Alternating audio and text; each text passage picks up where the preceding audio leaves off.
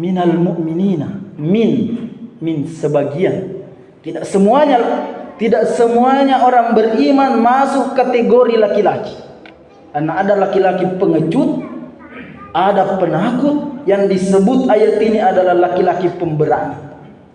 Dan laki-laki pemberani disebut di ayat yang lain di dalam surah Yasin, dan orang yang menyelamatkan Nabi Musa ketika dia mau dibunuh. Minal mu'minina rijalun, buraknya.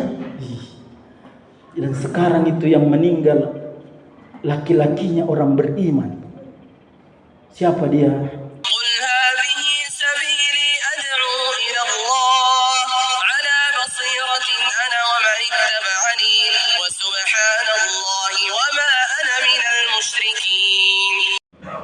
Alhamdulillahi Rabbil Alamin. Al-Qail fi kitabihil karim, minal mu'minina rijalun sadaqu ma ahadallahi alaihi, faminhum man qada ala nahbahu wa minhum man yantazir wa ma baddalu tabdila. Ahmaduhu wa ashkuruhu wa atubu ilaihi wa astaghfiruh.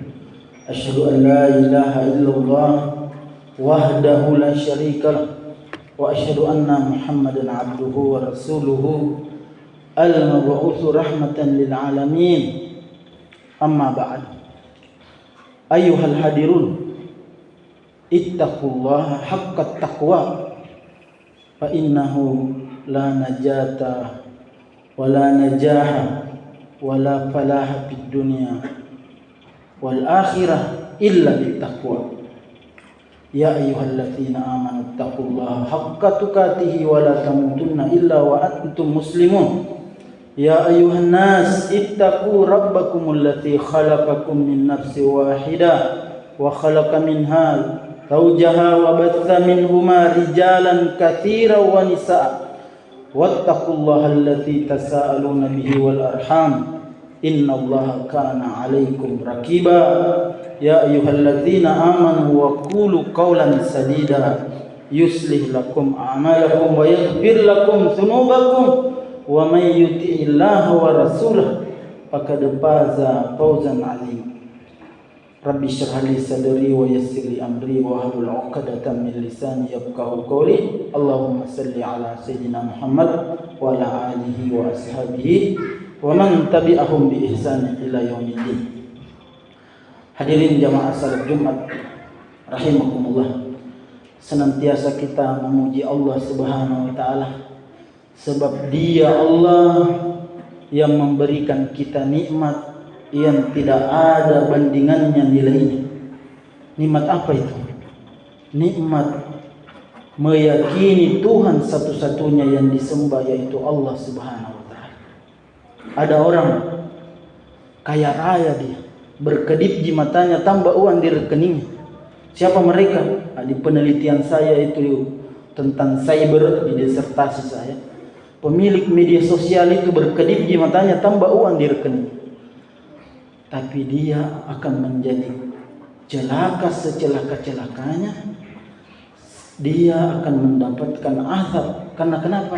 Dia tidak seperti kita, meyakini Allah Subhanahu wa taala sebagai Tuhan satu-satunya yang disembah. Dan itulah yang mengumpulkan kita pada siang hari. Kita mungkin tidak bertambah uang di rekening, berkedip mata. Mungkin tanggal tua, tanggal baru atau laku, kita punya tanah atau dapat keuntungan, baru tambah uang. Dan ada iman yang dipelihara, sebab iman ini harus dijaga. Dia bisa keluar, dia bisa lepas, dia bisa tercabut, dia bisa layu. Dan sungguh orang rugi kalau imannya layu dan dia mati. Dan betapa rugi dan celakanya kalau imannya lepas, baru dia meninggalkan dunia. Itulah gunanya salat Jumat yang hanya Nabi Muhammad sallallahu alaihi wasallam diberi, mengumpulkan seluruh umat Islam, menyimak apa yang disampaikan khatib dan menjadi sarana evaluasi dan jalan hati-hati. Karena kita ini orang bertakwa, hati-hati. Makanya salah satu rukun khutbah itu adalah bertakwa. Ittaqullah. Definisi takwa menurut Umar bin Khattab, hati-hati. Keluar di rumah hati-hati. Jebakan setan itu tidak pernah istirahat. Ada orang digelincirkan dengan perempuan. Ada baru-baru ini bos besar. Bikin malu-malu. Dia digelincirkan oleh perempuan. Padahal dia figur. Betapa ini Pak. Setan ini tidak. Ada orang digelincirkan dengan harta. Tidak berhenti menimbung harta. Menambah hartanya. Padahal masa dia memimpin berprestasi. Tapi di umur 70 tahun. Dia su'ul khatimah dalam menjabat. Jadi ada su'ul khatimah menjadi manusia hidup di dunia. Ada juga su'ul khatimah menjadi pejabat. Mana? Ketika di masa akhir pengabdian ditemukan suatu perbuatan apa? Mengkhianati Allah. Makanya Allah mengatakan ya ayyuhalladzina amanu la takhunullaha wa rasulah wa takhunu amanatikum. Wahai orang-orang yang beriman, jangan kau khianati Allah dan Rasulnya, dan sehingga juga kamu mengkhianati amanah-amanah yang engkau diberikan kepada. Jemaah salat Jumat rahimakumullah. Hari ini saya ingin mengangkat tentang laki-laki. Kalau bahasa Makassarna buraknena. Dan hari ini dikuburkan dia. Wakil Presiden ke-11 dan ke-12 akan menghadiri pemakamannya. Dia ada laki-laki disebut di dalam Al-Quran sesuai ciri-cirinya. Allah berfirman di dalam surah Al-Ahzab ayat 23. Minal mu'minina rijalun sadaku ma'ahadallah alaihi faminhum man qada nahbahu wa minhum man yantaziru wa ma baddalu tabdil.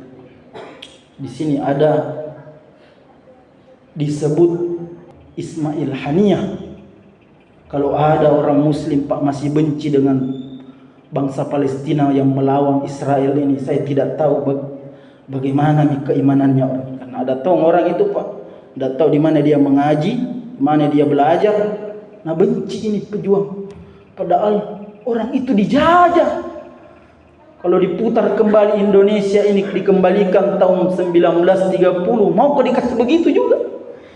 Mau kau juga dijajah, dibunuh ibumu, diperkosa saudaramu. Dan itu yang terjadi sekarang di Palestina. Ada seorang laki-laki tampil pemberani, lahir di tempat pengungsian. Itulah namanya Ismail Haniyah. Ini Pak Menteri yang pernah saya salaman langsung ketemu orangnya, Hamid Awaluddin, Prof. Hamid Awaluddin. Beliau menceritakan orangnya ini berwibawa karena pengalaman hidup. Bayangkan orang hidup di pengungsian gara-gara perang, dijajah oleh bangsa yang tidak menyembah Allah. Kunu kiradatan khasyin, jadilah kamu bangsa kera. Siapa mereka? Itulah Bani Israel. Karena itulah kita juga dilarang beli produk-produknya. Jangan disuguhkan di meja makan itu produk-produknya. Itulah bentuk kita membantu saudara kita. Di antara orang beriman ada rijalun buraknena. Urane. Tidak ada nak takuti. Dia membenarkan apa yang dijanjikan Allah kepadanya. Kemudian dan di antara mereka faminhum man qadallahu nahbahu. Di antara buraknena itu laki-laki itu ada yang wafat, ada yang syahid, ada yang meninggal dunia. Allah yang sudah menjelaskan di dalam Al-Quran. Wa minhum may yantaziru, dan di antara mereka ada yang menunggu-nunggu. Karena mati syahid itu pemberian karunia Allah. Betapa Khalid bin Walid ingin sekali mati syahid. Dia tidak terhitung ratusan perang dia ikuti. Lantas Allah tidak takdirkan dia mati di medan perjuangan. Karena memang Allah yang menentukan, memilih orang siapa yang menjadi laki-laki sejati, dan di akhir hidupnya dia mendapatkan syahid. Sekalipun di negerinya orang yang sebagian saudara kita menganggap dia Syiah. Tapi ini kan pelajaran pentingnya umat Islam ini bersatu. Iya, yang memecah umat Islam ini kan bangsa kolonial itu yang dulu menjajah kita. Inggris, Perancis, Belanda. Dia yang menjajah bangsa Arab itu. Tempatnya terbit Islam. Baru mereka mengkotak-kotakkan mereka. Tapi simak ketika Islam bersatu, 2/3 dunia ini dikuasai Islam. 2/3. Kapan dia runtuh? Ketika kekhalifahan Utsmani di Turki, ada seorang muslim Islam liberal. Ya, siapa? Kemal Atatürk. Yang ketika dikubur, di banyak sejarah saya baca salah satu biografinya, tanah tidak mau terima dia, Pak. Disimpang, dikubur di dalam tanah, keluar mayatnya. Padahal petinya itu dari timah. Saya baca biografinya ini. Munafik.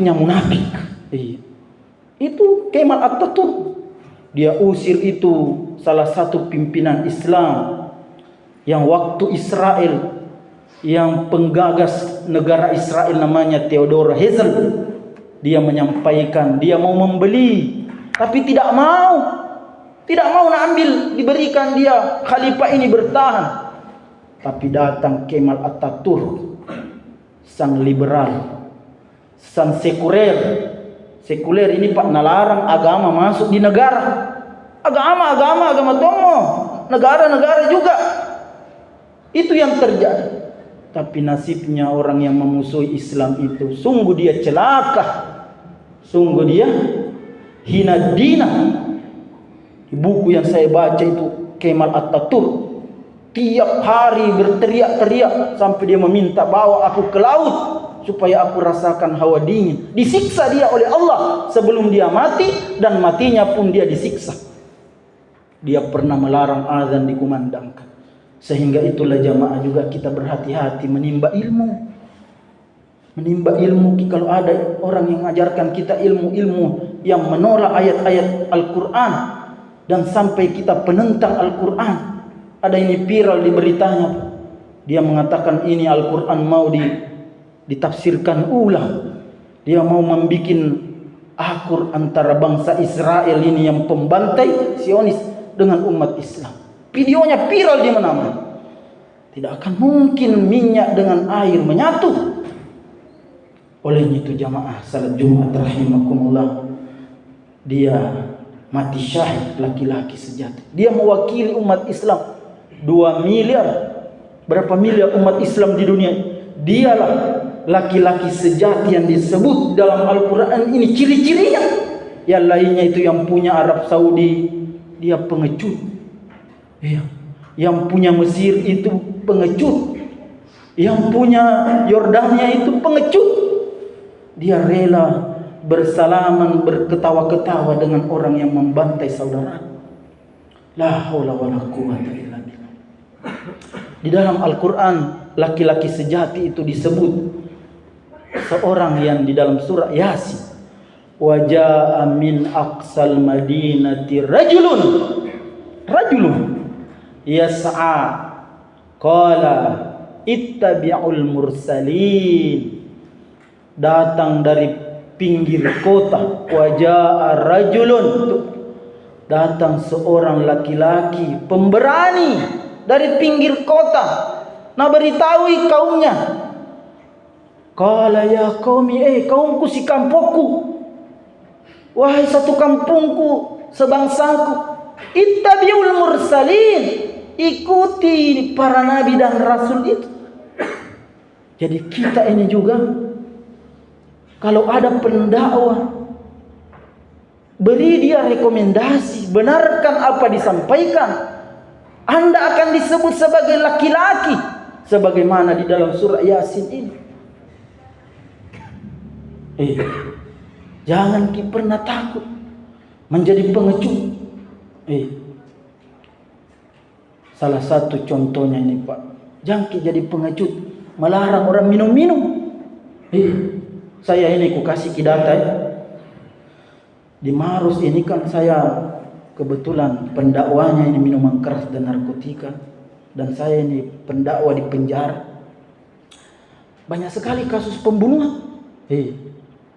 Bulan April tanggal 28 itu 3 anak muda masuk di TV One, nah bunuh orang di sini. Kutanya, kenapa kau bunuh orang? Nah bilang, nah kasih bunyi-bunyi klaksonnya Ustaz. Bilang, masa klaksonnya Jino? Nah kasih bunyi orang, nah memang tujuannya bunyi itu klakson. Kau bunuh orang? Nah bilang, iya tidak mau ditegur. Saya ini Pak punya firasat tajam. Langsung kutanya, minum, sudah kau minum? Bilang, sementara minum Kak Ustaz, nak kasih bunyi ke paha. Itu nih Pak, itu penyebabnya. Itu kalau orang sudah mabuk, hilang sifat manusianya, sifat binatang. Sifat olok-olok itu. Bayangkan bunuh orang. Makanya Allah mengatakan itu tentang balok, bir bintang, gurnas, ijatan ibu, pelari. Kata-kata ijatan ibu itu lari kita dari itu. Sama ayat ini dengan kata tatajafa junubuhum anil madaji. Mereka menjauhi tempat tidurnya karena bangun salat tahajud. Kenapa kau bunuh orang? Jadi saya kasih tahu, jangan kau minum lagi kalau bebas. Harus sayang ini di negara kita Pak. Orang dibunuh itu juga balasannya sebenarnya dibunuh, tapi negara kita tidak. Saya lebih 10 tahun berdakwah di penjara. Ada orang jadikan permainan ini membunuh. Tapi ada dulu dia dari atas 3 kali membunuh, peminum dia. Ganti-gantian dirinya, tapi ada orang tua yang Allah utus untuk hentikan. Nabi bilang dirinya seorang yang tidak ada yang kalahkan. Ada namanya laki-laki Salama, mau bunuh pengembala sapi, melawan itu Salama. Apa yang terjadi? Kutanya Salama, ketika saya berduel Ustaz, dia kan sudah sementara mabuk, tidak normal dia punya perasaan. Maka ketika saya berhadapan, sabit yang kupakai ambil rumput duluan, saya tebaskan ke lehernya, terkapar dia mati. Apa Nabi bilang orang di atas sana Pak? Barusan ada orang melihat mati, tidak ada orang menangis. Dan itu disebut di dalam Al-Quran ketika Fir'aun mati, pama bakat alaihim sama. Ketika Fir'aun mati itu tidak ditangisi penduduk langit. Wal ard, dan bumi. Betapa buruknya ini. Aku sampaikan di sini jamaah. Kalau ada di sekitar perumahan ini suka minum-minum, tegur dia dengan baik. Keponakan berhenti. Kalau bukan dirimu nanti rusak, itu orang lain rusak. Mana Pak kalau bukan diri kita dirusak? Ini ada kejadian Pak. Mabuk pulang dari minum di lontang. Apa? Kuda natabrak. Dan temanku itu yang angkat evakuasi. Mati. Dan Nabi mengatakan orang mati dalam keadaan mabuk, balok, bir bintang, gunnar. Man syaribal khamra wa dzakira lam tuqbal lahu salatuhu arba'ina sabah. Orang yang meminum khamr, terpengaruh, tidak diterima salatnya 40 hari 40 malam. Parahnya ini minuman keras itu. Kalau taiji itu melengket di badan tak, baru kita bersihkan, baru salat, insya Allah diterima salat. Tapi kalau sudah kita pacekok bir bintang, balok, lam tuqbal lahu salatuhu arba'ina sabah. Tidak diterima salatnya 40 hari 40 malam. Bukan saya yang mengatakan, Nabi. Baru Nabi melanjutkan, wa imata, kalau dia mati dakhalan nar. Masuk neraka. Wih, mati nih ya Ustaz. Baru kemarin dulu ku minum saya. Ku sambungkan ke hadisnya. Nabi melanjutkan, wa immat wa intabah. Tapi kalau dia bertobat, karena ada dengar ki isi khutbah di Jumat 26 Muharram 1446 Hijriah. Bilang mari apa enak ke deh. Tiamat. Karena ku dengar nih ada orang membunuh gara-gara mabuk, ada orang mati tabrak, binatang mati, dan ini terbaru Pak di Tandra Lili, di Lontang. Saya ceramai dia, 3 masuk penjara. Kenapa? Kenapa kau? Ku tembak kita tahu.